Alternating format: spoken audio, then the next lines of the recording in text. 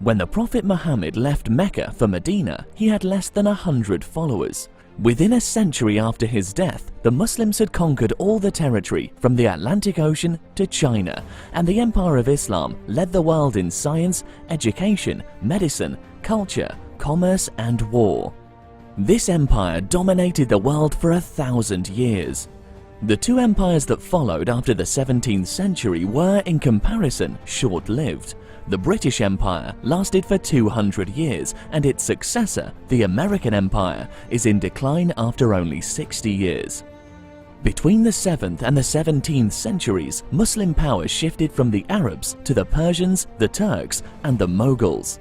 The capital of the Islamic Empire moved from the sands of Mecca and Medina to Damascus, Baghdad, Cairo, Cordoba, and Istanbul as new dynasties replaced the old: the Umayyad, the Abbasid, the Fatimid, followed by Tamerlane, the world conqueror, and the three gunpowder empires: the Ottoman, the Safavid, and the Mughal. The golden centuries of the world of Islam flourished, while the dark ages of Europe kept life nasty, brutish, and short. The great libraries of the caliphs in Cordoba and Baghdad ran to 500,000 books, while the great European collections did not even reach 1,000 volumes. The canons of Avicenna, Ibn Sina, dominated medicine in Europe for 500 years, and Ibn Furnus demonstrated flight at the age of 76, 600 years before Da Vinci drew his sketches, but never risked an actual attempt to fly. The 1,000 years of the Islamic Empire were a time of great achievement, great institutions, great cities, and most of all, great men.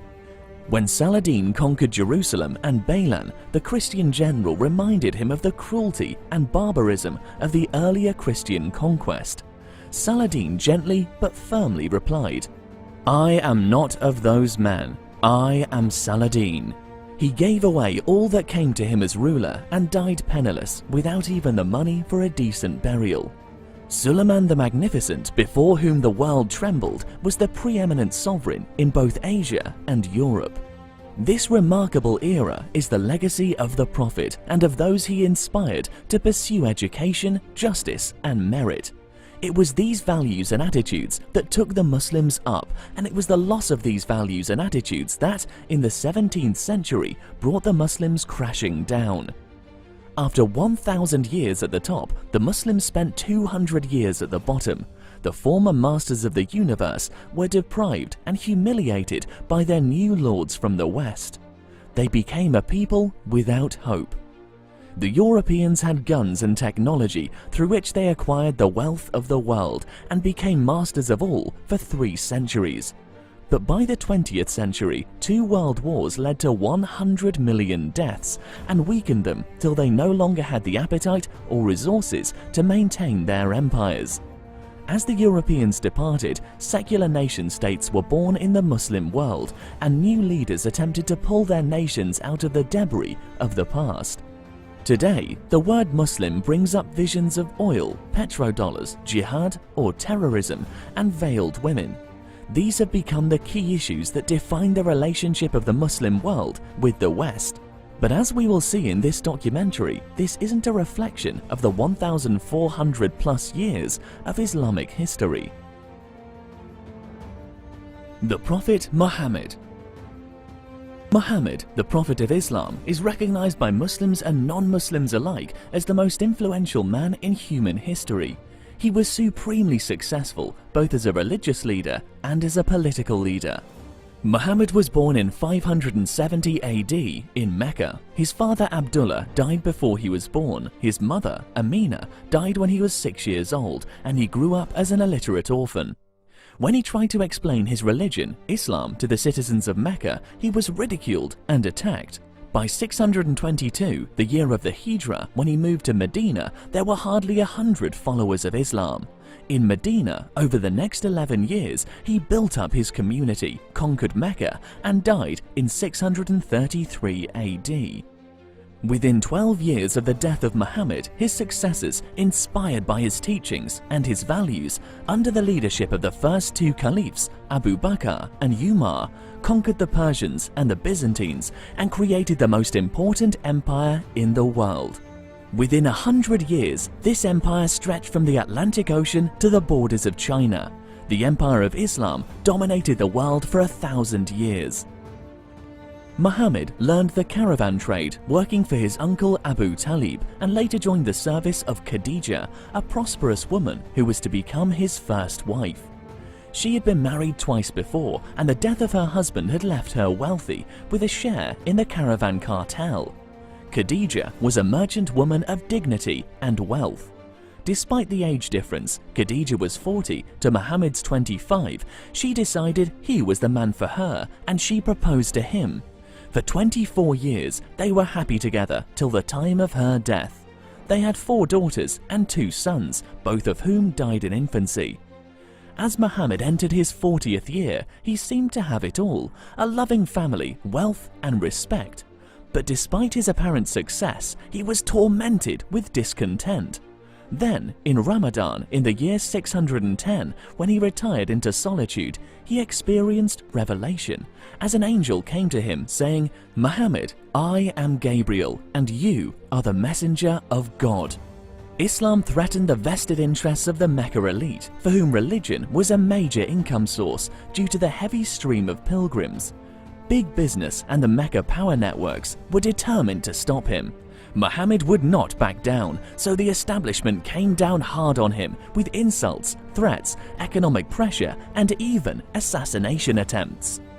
Muhammad was instructed by God to emigrate to Medina. The disputes and discord of the Medina tribes were healed by the spirit of brotherhood that Islam fostered, and Islam now grew quickly. In Medina, Islam imposed a high degree of discipline on its followers. Intoxication, gambling, and other licentious behavior was forbidden, whereas prayer, hygiene, and community life were encouraged. The culture of Islam created a dedicated Spartan group of men ready for any hardship in pursuing the objectives of Muhammad. The antagonism with Mecca escalated as raids led to 3 battles, the first at Badr. Badr was a great victory for the Muslims, despite the fact that their small force of 300 was outnumbered 3 to 1 by the Meccans. The second battle was at Mount Uhud, where an army of 1,000 Muslims was defeated by the 10,000 troops of Abu Sufyan and his allies. The third encounter was the Battle of the Trench, where Abu Sufyan attacked Medina in 627. Muhammad defended Medina with a trench, which was an innovative tactic that stopped the Meccans and resulted in an impasse with only a handful of casualties. Muhammad's final move on Mecca began with his declaration that he would perform the pilgrimage of Umrah. He set out with 700 men. The Meccan army blocked him and the truce of Hudaybiyah was agreed. For the next 10 years, there would be no armed confrontation and the raids on the caravans of Mecca would stop. But the Umrah of the Prophet and his group would be deferred till the following year. So the next year, in February 629, the Prophet, with 2,000 of his followers, entered Mecca. There was no opposition. Mecca's top military commanders, Khalid and Amir, were now Muhammad's generals, and Mecca's leader, Abu Sufyan, was now Muhammad's father-in-law. After 15 days, Muhammad left and returned to Medina, which was to remain his home and his capital till the time of his death. In 632, Muhammad made his farewell pilgrimage, his last visit to Mecca, and established the ritual of the Hajj forever. He made his farewell sermon to the crowds, which encapsulates some of the main principles of Islam. Regard the life and property of every Muslim as a sacred trust. Return the goods entrusted to you to their rightful owners. Hurt no one, so that no one may hurt you. Treat your women well and be kind to them, for they are your partners and your committed helpers. I leave behind me 2 things, the Quran and my example, the Sunnah, and if you follow these, you will never go astray. Muhammad returned home and in June collapsed with a splitting headache and a fever which burned him for 10 days. He lay in the room of his beloved wife Aisha, where he died, his head on her lap. Abu Bakr. People were in shock and couldn't believe that Muhammad was dead. Umar was shouting that he would kill anyone who claimed this, but soft, gentle Abu Bakr calmed them down. "O people, to those who used to worship Muhammad, Muhammad is dead. But for those who used to worship God, God is alive and can never die. Muhammad is but a messenger, messengers the like of whom have passed away before him. Will it be that when he dies or is slain, you will turn back on your heels?" The Medina leaders called a meeting to appoint a successor to Muhammad. They did not invite the emigrants from Mecca. They wanted a leader from among their own. Abu Bakr and Umar entered the meeting. Umar proposed Abu Bakr as successor. Everyone accepted. Abu Bakr was the first adult male Muslim, an old friend of the Prophet, and a gentle, kind, and wise man whose daughter Aisha was the favorite wife of the Prophet after the death of Khadijah. He was a respected elder of the community, a sheikh. His acceptance speech at the mosque was stunning in its humility and approach. "I have been given the authority over you, although I am not the best of you. If I do well, help me, and if I do wrong, set me right. Obey me for so long as I obey God and His Messenger. But if I disobey God and His Messenger, you owe me no obedience." At the center of power were the two father-in-laws of Muhammad, Abu Bakr, Umar, and the two sons-in-law, Uthman and Ali. All four, in turn, took the caliphate. Abu Bakr selected as his commander Khalid bin Walid, who was to prove one of the great generals of history. Abu Bakr dressed simply, lived plainly, and accumulated no wealth. He spent his savings in the service of Islam, took only a small salary, and when he was short of money, he even milked his neighbor's cow for extra cash. He was fair and just. He was much loved and respected. His instructions to the Muslim armies were lessons in morality and compassion.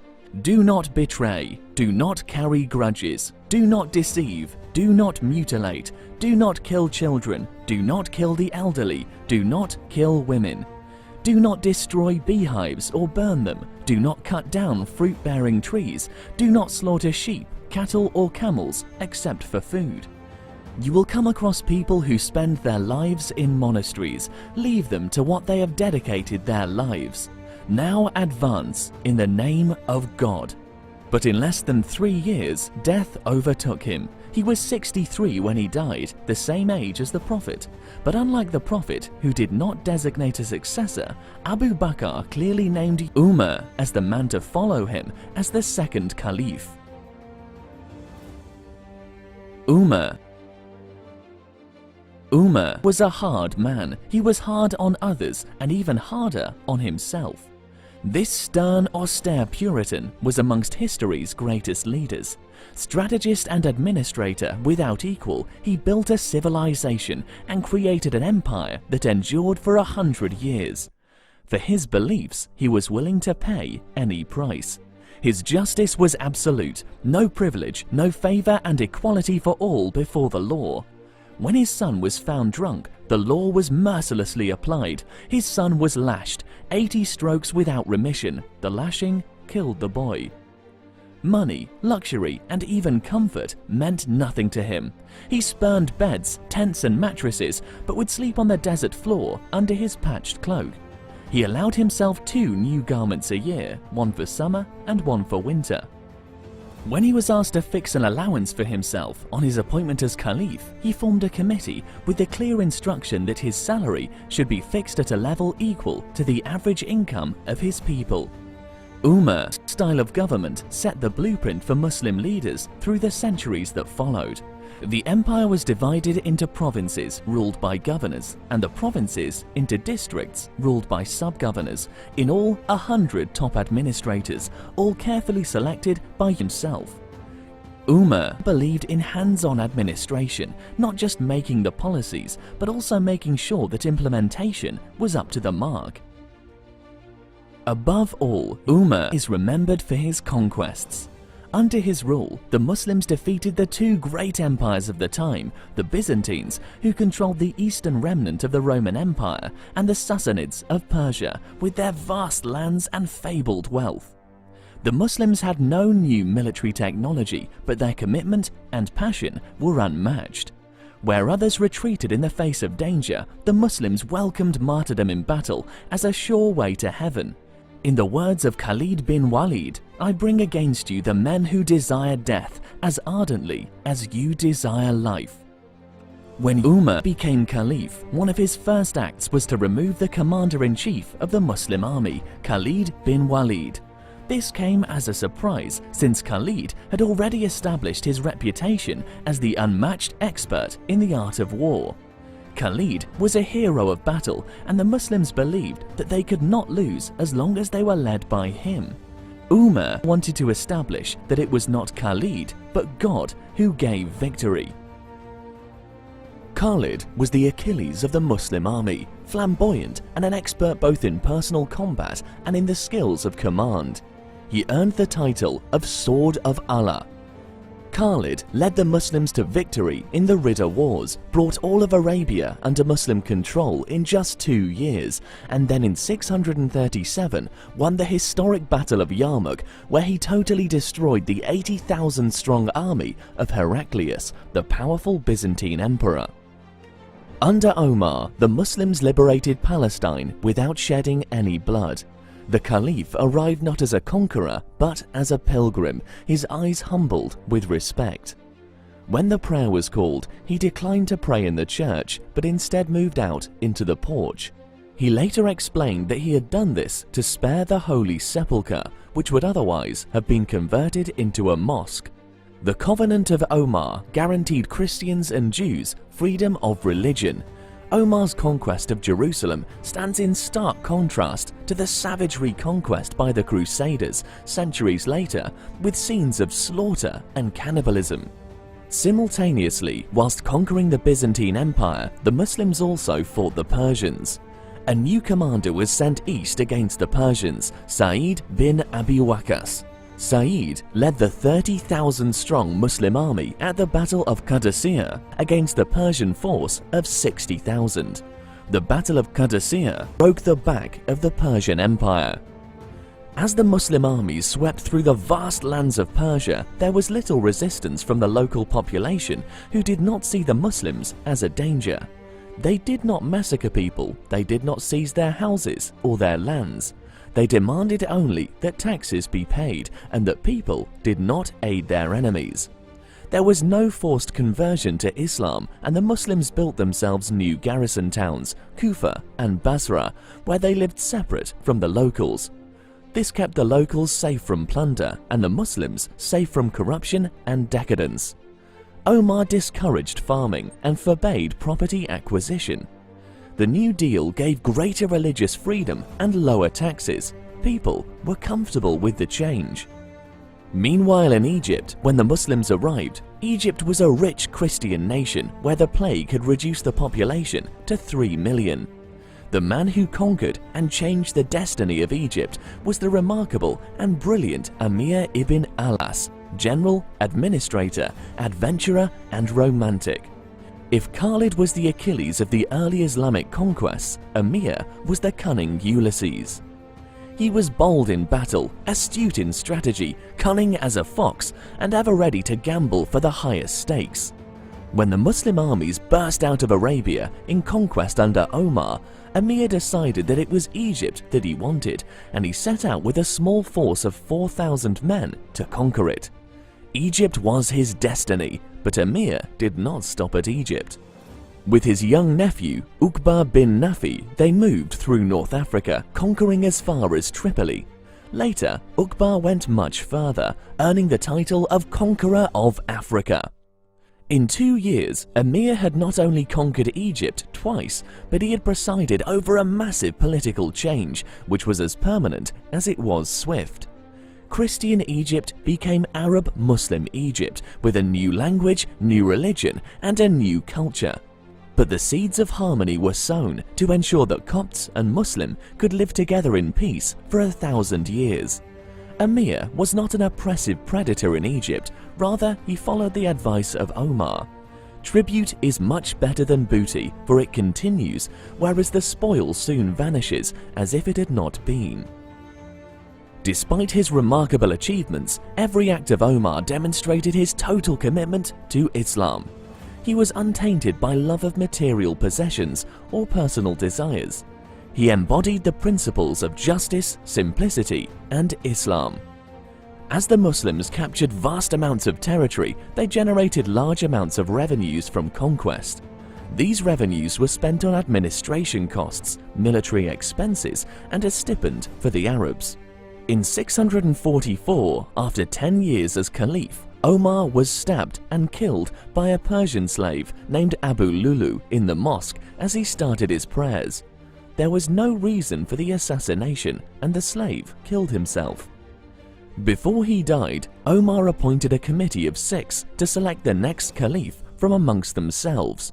The 2 most prominent members of the committee were the 2 sons-in-law of the Prophet, Ali and Uthman.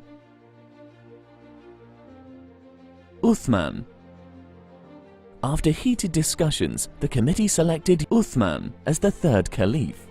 Uthman was an easy man to like. Handsome, charming, and generous, he inherited millions and multiplied them. Whilst Ali was the son-in-law of the Prophet, Uthman had married 2 of Muhammad's daughters. He was not much of a warrior, but his skill in administration and the business of government were recognized and respected. He was literate and cultivated and stood out amongst the early Muslims who were passionate but poor. The 3rd Caliph was already an old man when he took office and was 82 when he was assassinated. In the first 6 years, Uthman streamlined the administration, improved the revenue system, built up the treasury and reserves, developed infrastructure, and continued the conquests. Herat, Merv, Balkh, and Kabul were taken. The first written Quran was also finalized. But some have critiqued Uthman's style of government for his favoritism of his Umayyad relatives who were given all the top jobs. The people didn't like it. Resentment, jealousy, and discontent spread like cancer through the Muslim communities as they watched the Umayyads accumulate vast fortunes and enjoy their lifestyles of conspicuous consumption. Conspiracies and rebellions grew. In 656, dissidents from the 3 garrisons of Fustat, Kufa, and Basra marched on Medina. The rebellion had begun. The rebels from Egypt demanded that Muhammad, the young son of Abu Bakr, be given the governorship. Under pressure, Uthman agreed and the rebels prepared to march home. It seemed that Uthman had defused the crisis.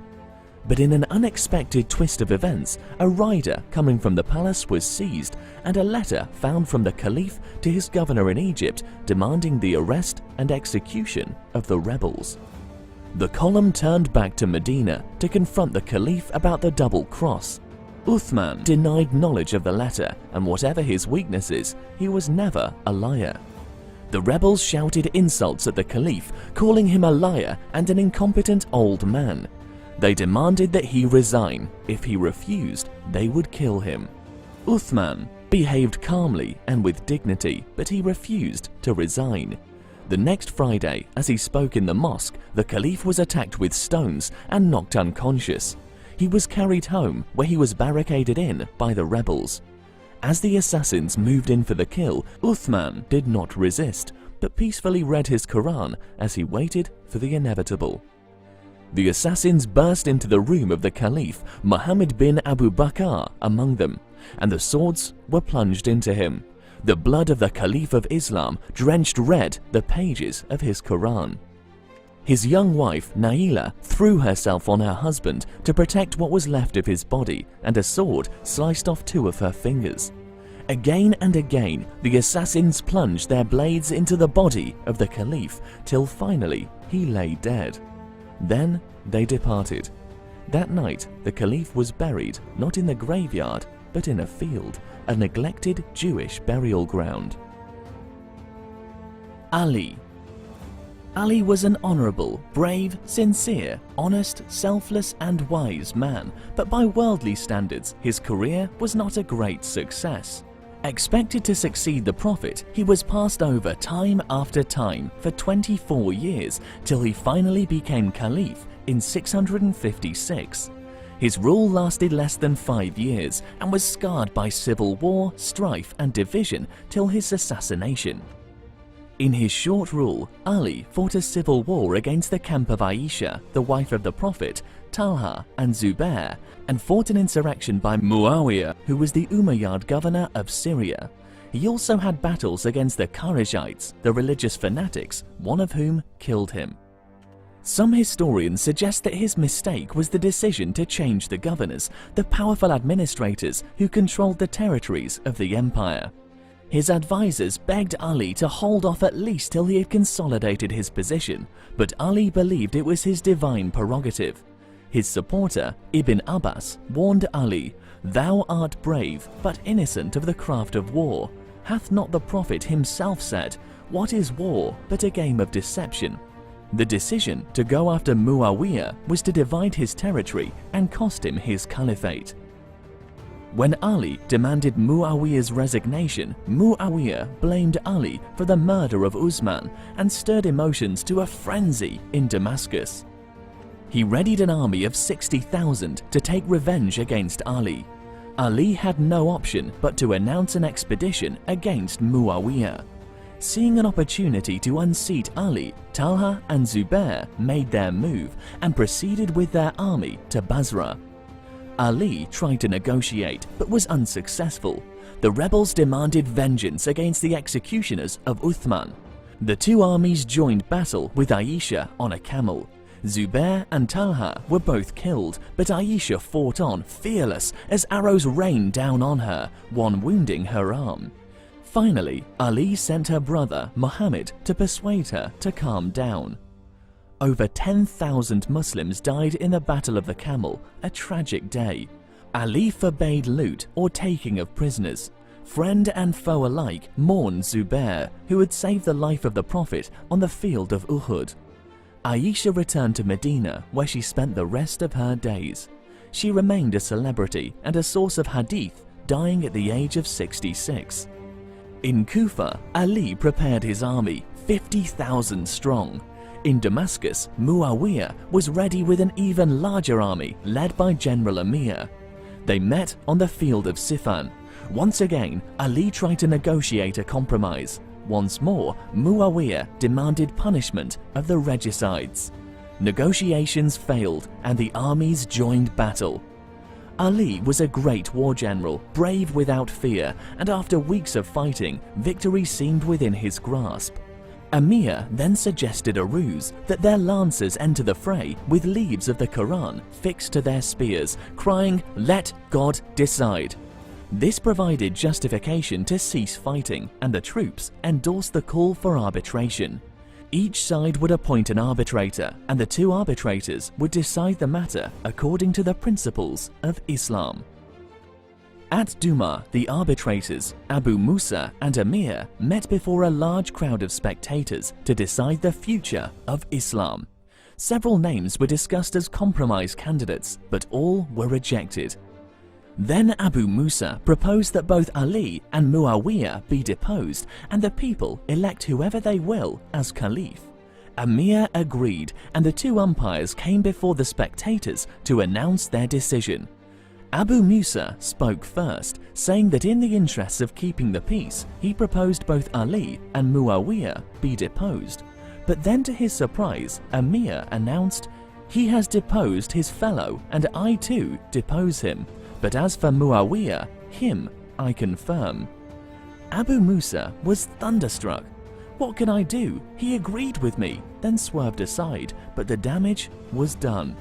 There were now two caliphs, Ali in the east, Muawiyah in the west. Ali and Muawiyah settled into a working accommodation, but the fanatical Kharijites now decided that they must kill both caliphs and also Amir. The conspirators planned the triple assassination for a Friday when all three leaders were to lead the prayers: Ali in Kufa, Muawiyah in Damascus, and Amir in Fustat in Egypt. The assassins prepared swords dipped in deadly poison and slipped into the mosques. Amir sent a substitute to lead the prayers. The substitute was killed, Amir escaped, and the assassin was caught and killed. Muawiyah was stabbed and the poison went into his bloodstream, but timely and expert medical help saved his life and he survived and recovered. Ali was stabbed and the wound was fatal. Before dying, Ali told his son Hassan, "If I die, his life is forfeit, but see that thou mutilate him not, for that is forbidden by the Prophet." Since he was clearly dying, they asked him if he wanted his son to succeed him. He replied, "I do not command it, neither do I forbid it."